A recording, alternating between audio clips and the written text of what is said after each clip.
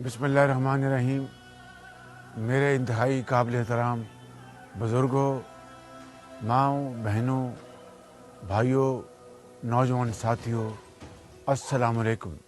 मैं अपने और आपके कायद मियाँ मोहम्मद नवाज़ शरीफ का एक अहम पैगाम आपको देना चाहता हूँ।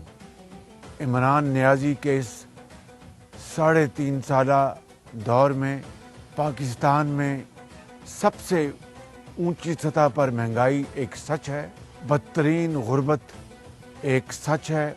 इस हुकूमत के दौर में, इमरान नियाज़ी के दौर में करप्शन, बदतरीन करप्शन एक सच है। और इस इमरान नियाज़ी के बदतरीन दौर में आम आदमी और गरीब आदमी के साथ ज़ालिमाना रवैया एक सच है।